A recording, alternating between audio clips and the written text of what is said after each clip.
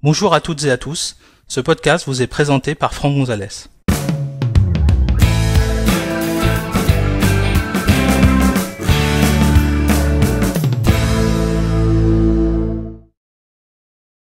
Dans cet épisode, nous allons découvrir comment supprimer un ordinateur ou un appareil iOS de votre compte iCloud.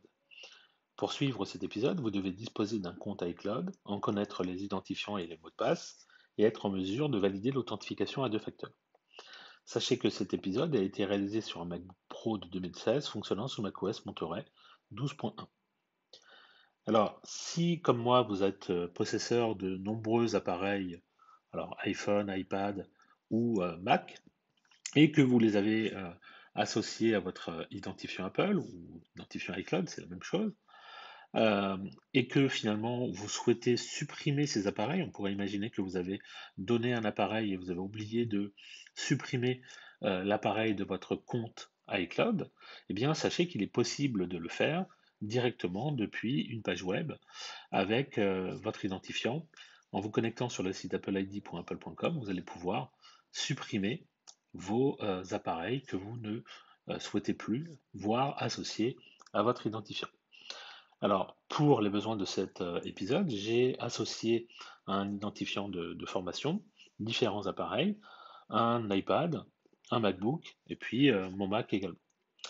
Je vais me connecter sur euh, mon Mac pour vous montrer où le paramétrage a été fait. Donc, en fait, j'ai activé un partage d'écran. Donc, on va ouvrir une fenêtre réseau. On va se connecter sur le MacBook en partage d'écran. Et vous allez voir ici dans les paramètres de préférence système. Voilà, dans les paramètres de préférence système. Ici, j'ai renseigné un identifiant de formation et je suis donc connecté à cet identifiant Apple ID numéro 10 d'arobase.agnosis.fr. Donc ici, différents appareils, mon MacBook que je vous montre, mon Mac perso et un iPad mini. Alors pareil, pour l'iPad, je peux également vous montrer, j'ai activé Reflector, voilà. Et donc normalement, si il ne se met pas en veille, c'est mieux.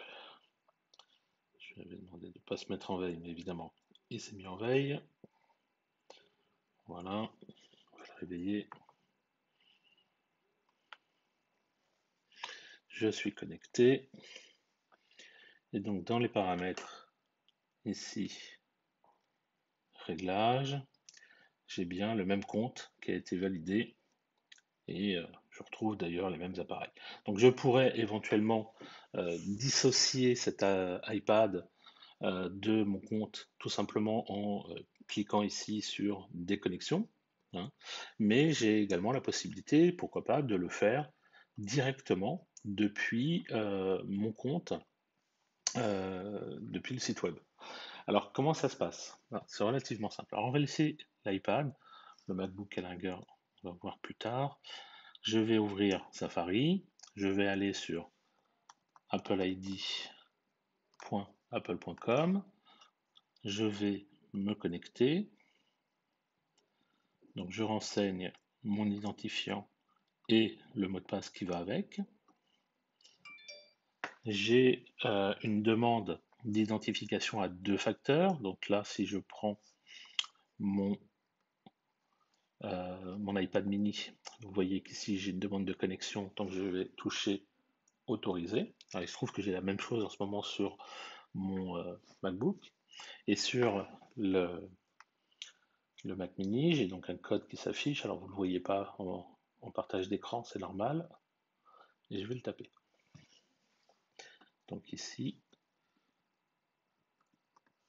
je tape le code de validation.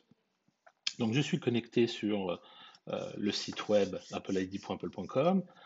Et ici, vous trouvez appareil. Et quand je vais sélectionner appareil, vous voyez, je retrouve les trois appareils qui sont associés en fait à ce compte. J'ai la possibilité donc de supprimer les appareils tout simplement en cliquant dessus. Ici, je vais avoir des informations, donc je vois le type d'appareil, le numéro de série, je vois s'il y a eu des sauvegardes, etc. La localisation, si jamais c'est activé ou pas. Et puis, c'est un appareil de confiance. Donc, tout en bas, vous voyez ici la possibilité de supprimer cet appareil de mon compte. Donc, je vais le faire. Alors, on peut imaginer que j'ai besoin de faire ça pour plein de raisons, hein. Soit parce que je l'ai vendu, mais j'ai oublié de le supprimer de mon compte. Du coup, la personne à qui je l'aurais vendu va être un peu embêtée parce qu'elle ne pourra pas l'utiliser. Quand elle va vouloir l'activer, on va lui dire que cet appareil appartient déjà à quelqu'un, en l'occurrence à moi. Et ça pourrait être également parce que bah, je me le suis fait voler ou je l'ai perdu. Donc à ce moment-là, je vais pouvoir le dissocier de mon compte pour éviter que des messages d'authentification, par exemple, ne s'affichent sur cet appareil. Donc là, je l'ai supprimé, vous voyez. On va aller voir maintenant ce qui s'est passé sur l'iPad. Donc je vais quitter Safari. Donc ici, vous voyez que quasiment instantanément, hein, je ne vous ai pas montré l'écran, mais quasiment instantanément sur l'iPad, au moment où je l'ai supprimé de mon compte, euh, le compte n'a pas été supprimé de l'iPad, mais par contre, le mot de passe a été supprimé.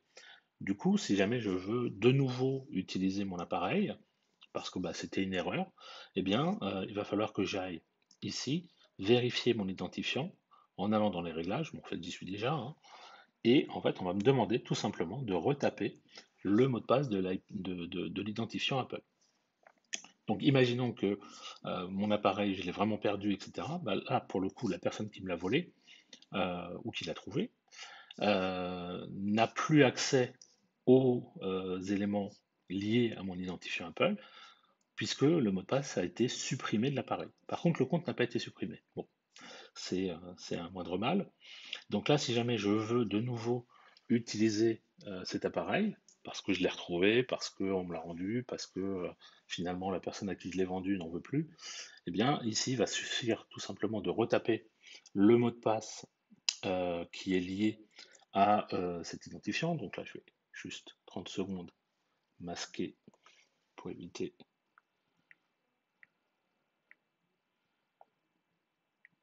que vous ne voyez le mot de passe. Voilà. Donc, je valide. Et ici, j'ai un message qui me dit que mon identifiant Apple a été utilisé sur un autre appareil. Donc, en fait, là, pour le coup, sur un autre ordinateur. Donc, ça peut être mon Mac ou un autre Mac à côté. Je vais avoir un message pour me demander de taper, enfin, pour recevoir le code à deux facteurs. Donc, là, je vais le taper.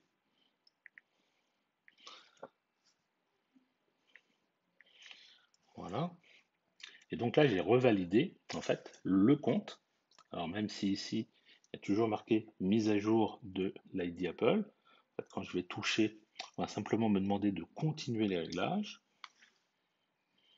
et réassocier complètement mon identifiant à tous les services iCloud que je peux utiliser avec cet appareil. Donc iCloud Drive, le partage, les achats, etc., etc. Donc ici, on me demande de retaper le mot de passe d'un autre appareil. Donc là, c'est la partie un peu embêtante, c'est il faut que je connaisse maintenant les mots de passe des autres appareils que j'utilise avec le même compte. Donc là, en l'occurrence, c'est le mot de passe de mon Mac. Donc je vais taper mot de passe. Voilà. Et normalement, l'identité Apple, l'ID Apple, va être réassocié complètement à cet iPad et je peux de nouveau accéder à tous les services qui étaient proposés.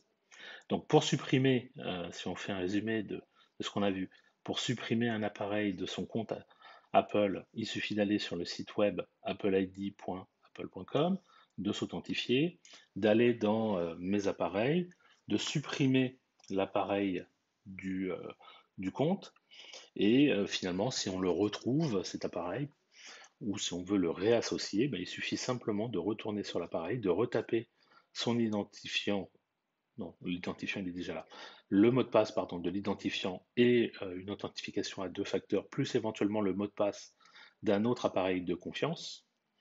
Là, en l'occurrence, il a choisi comme appareil de confiance mon MacBook Pro parce que c'est à partir de lui que j'ai créé ses comptes. Euh, et à partir de là, mon identifiant Apple a été réassocié à l'appareil et je peux de nouveau l'utiliser.